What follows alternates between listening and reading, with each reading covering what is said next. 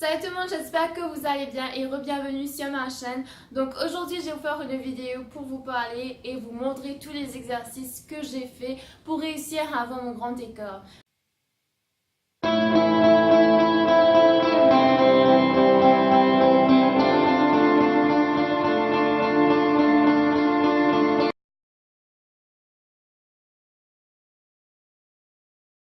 La veille d'une compétition, je m'étais blessée à cause d'une déchirure musculaire. Je l'avais pris à la légère et j'étais pas partie voir un médecin et j'avais forcé dessus le jour de la compétition de gymnastique. Et par la suite, je n'ai pas pu faire mon grand écart et au final, j'ai perdu mon grand écart de la jambe droite, qui est la jambe la plus flexible. Donc, je vous conseillerais de faire beaucoup d'échauffement avant de commencer à faire les stretching. Donc, vous pouvez aller sauter à la corde, courir, sauter sur place ou même faire treadmill. Puis, vous allez faire des petits kicks. Petit à petit, vous allez faire des kicks et au fil du temps, quand vous allez devenir flexible, vous allez pouvoir aller plus haut et peut-être un jour vous donner un coup de pied à la figure tellement vous serez flexible. Donc ensuite, pendant 30 secondes, vous allez essayer de toucher vos orteils et si vous arrivez à plaquer votre main par terre, vous allez retourner votre poignet pour que ce soit un stretching un peu plus intense. Et ensuite, vous allez écarter légèrement vos jambes, plaquer vos mains par terre entre vos pieds et mettre la tête entre les pieds en fait et rentrer le plus à l'intérieur possible. Donc le but ici, c'est d'arriver à être du même niveau ou même toucher le genou. Comme ça, vous allez ressentir le stretch sur le derrière de la jambe.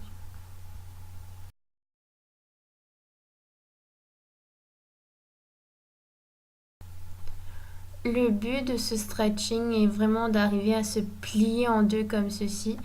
Donc, essayez de vous étirer au maximum.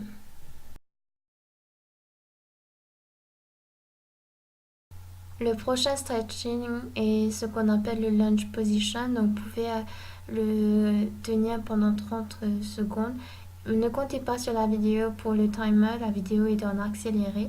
Et ensuite, vous allez poser votre genou et aussi le dos du pied doit être plaqué contre le sol. Et vous allez appuyer sur votre jambe de devant et, et vous devriez sentir que ça stretch. Surtout, gardez le dos bien droit. Ensuite, vous allez plier votre genou et tirer votre pied vers les fesses. Et vous allez faire de sorte à ne pas résister au stretching pour que vous puissiez avoir tous ces bénéfices et ensuite devenir flexible.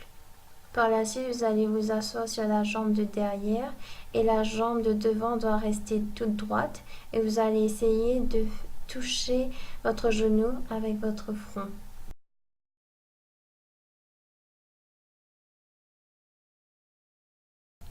C'est normal d'avoir une jambe plus flexible que l'autre, mais il est important d'étirer les deux. On ne pourra pas faire le grand écart avec une seule jambe, on a besoin que tous les deux soient plus ou moins flexibles.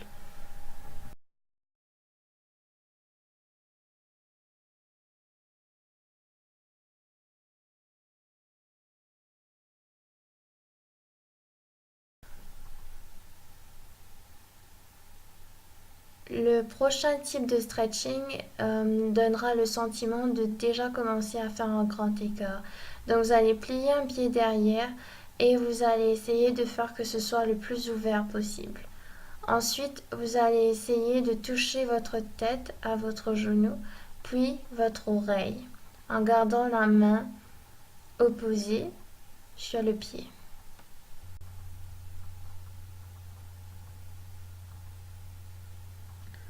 Ensuite, vous allez ramener le pied qui était derrière devant et essayer de toucher vos orteils. Et ensuite, vous allez essayer de toucher votre genou avec votre tête. Puis, vous allez lentement prendre votre cheville, redresser votre pied et vous allonger doucement derrière. Et les deux jambes doivent rester droites. Et ensuite, vous allez étirer votre pied jusqu'à la tête, le maximum possible sans trop forcer. Puis vous relâchez doucement.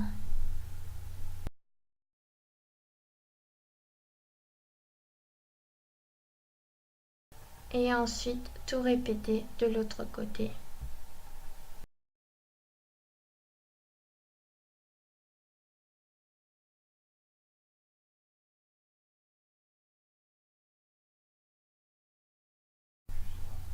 Alors, ma jambe droite est beaucoup moins flexible que celle de gauche, mais malgré tout, je fais le stretching des deux côtés et je tiens le plus longtemps possible.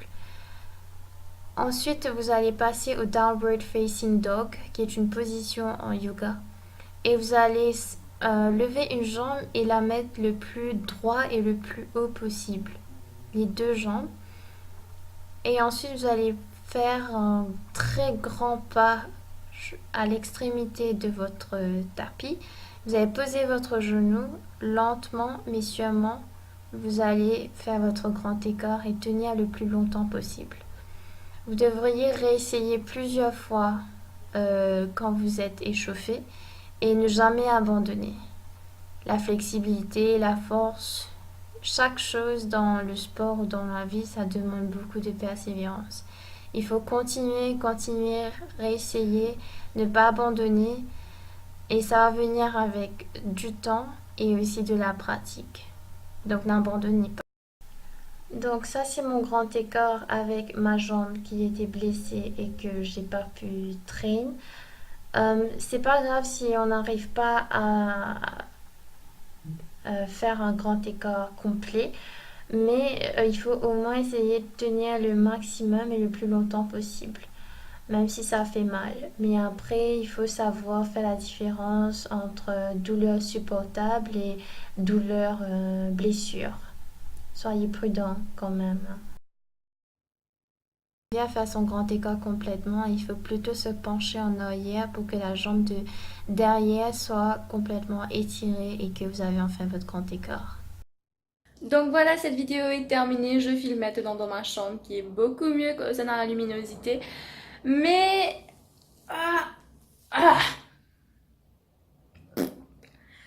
Donc, je dois vous dire avant toute chose que vous allez peut-être me demander mais combien de temps tu as pris pour avoir ton grand écart, etc. La première fois que j'avais eu mon grand écart des deux côtés, j'avais pris 1 an. Pour avoir mon grand écart uniquement du pied gauche, j'avais pris au moins 4 ans, 4 mois, parce que j'avais réussi à maîtriser, à bien connaître plusieurs techniques pour réussir à avoir mon grand écart. Après, j'étais déjà assez flexible, donc ça a pris moins de temps. Mais je dois vous dire qu'il ne faut pas que vous essayiez de vous comparer à quelqu'un d'autre parce que quelqu'un a eu en 1 an que vous aussi vous devriez avoir en 1 an.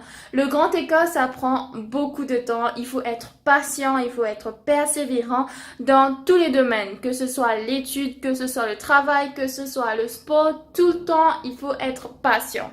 Je dois vous dire que c'est pas l'une des vertus que j'ai, mais voilà.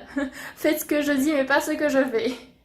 Malgré ma blessure, j'avais réussi à avoir la seconde place pour la compétition de gymnastique level 1 l'année dernière. Donc, n'abandonnez jamais, restez toujours motivé, restez toujours focus sur vos buts, mais ne vous blessez pas. Allez, bisous, bye.